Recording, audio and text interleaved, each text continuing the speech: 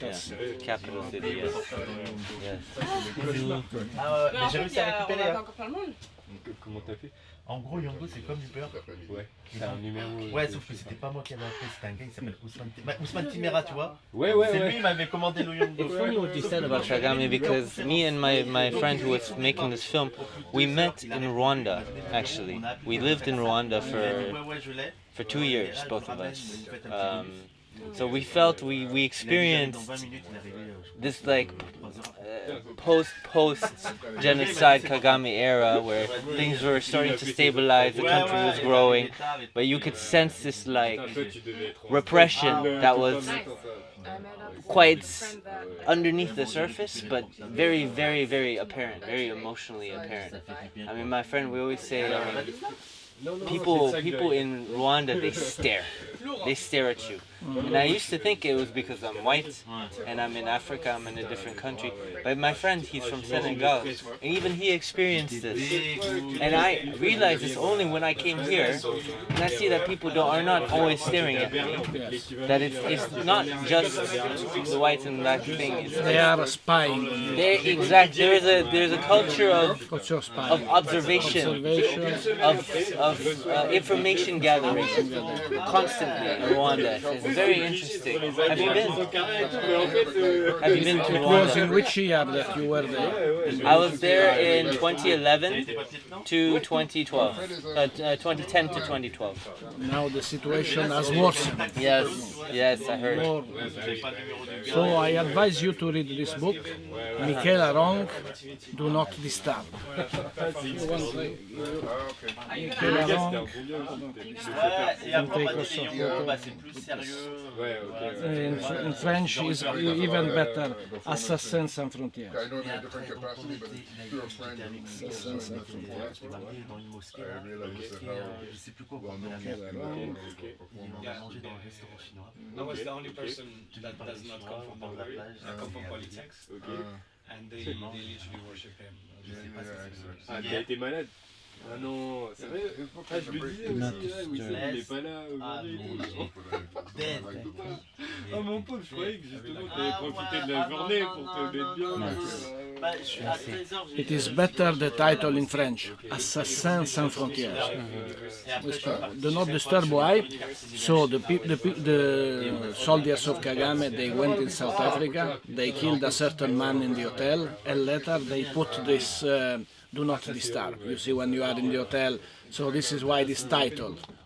But I think the title is not very nice. Instead in French, Assassin Sans Frontières, Killers Without Borders. So Kagame has a team that can kill people in every country of Africa. So what happened again? Could you? So I repeat my point. So Patrick Karegai, you want to feel okay? So some years ago, there was a man called Patrick Karegai that was a good friend of Kagame in the first years. He was a soldier, was also one of the leaders of the military intelligence. Later he decided to go as a refugee in South Africa to save his life. And a certain moment was in the Michelangelo Hotel in Johannesburg. Paul Kagame sent 1 or 2 men. They were able to kill him, and they put this do not disturb in the door of the hotel, and they went away. After many investigations, the police and the authorities of South Africa were able to find that this man was killed by Rwanda embassy, Rwanda government, but unfortunately they were not able to arrest and prosecute the killers. So Paul Kagame has a team that is able to kill people everywhere in Africa. For example, Setsenda Shonga was killed in Nairobi, if I remember well, 1996. He was shot during the day in the city center, and others were killed in South Africa. They tried to kill somebody also in Belgium, but they failed. This is why until today the Belgian government refused to receive any ambassador from Rwanda. So Rwanda has no ambassador in Belgium. Wow. These are people also, these are dissidents. These aren't like people that were involved in the genocide or Hutu power or anything like that. These were Tutsi people, friends of Kagame. They fought together against the genocidaire. But later, when they realized after saying that Paul Kagame was a dictator, was not giving any space to other people, they decided to come in the opposition. Very interesting. Not a lot of people know about this, and people use Rwanda a lot of times as this model country of how it built itself up after the genocide, and look at it now. It's so clean. It's a very one thing we noticed when we were there is how clean it was, and they have this thing. I'm sure you might know about it. Yes. Every month, Lumuganda, where everyone comes out and has to clean the streets, public spaces. Everyone has to clean, and it's just like built up as this like model idea of like a society that takes care of itself. But underneath this is like this idea of fascism that compels these people to do these things, right? I mean, of course, cleaning is good. And also we can say that the riches of Rwanda comes from what they stolen in Congo. Exactly. All the gold, all the diamonds, all the coltan that they stole in Congo. So it is easy to be rich when you steal money to the others. And also, but Rwanda is not rich. Outside of Kampala, in the villages, many people are poor. So there is an elite that is rich. The capital is very nice, but if you go in the villages or in other cities, you see that it's not the same as Kigali. Wow. So I was just saying that it is the European left that sent me here.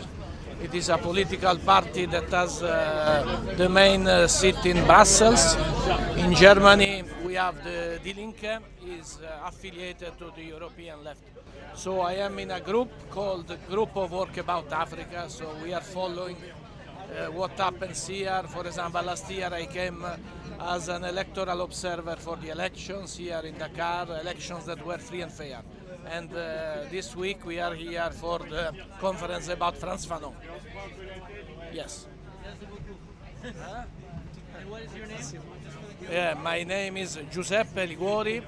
I am Italian and also German. You said there's a monument. So very soon we are going to see the monument of Captain Diagne, that is a national hero in Senegal. He was a blue helmet in Rwanda during the genocide, and he was able to save the children of the late Prime Minister Agattu Uwilingiyimana. Madame Agattu was killed the first day of the genocide on the 7th of April 1994. So she was killed together with 10 blue helmets that were trying to protect her. So this captain was able to save the children of this lady. So this lady, Prime Minister of Rwanda. And now somewhere here we will see there is a monument of this Captain Diagne. So this is to say that blue helmets sometimes can be heroes. Don't think that are all of them bad, but there are some that are very, very good. And after saving many people, in May, if I remember well, Captain Diagne was killed. And this is why Senegal decided to do a monument to him. So now we are approaching the place, and later I hope that you will be able to film the monument. Yes.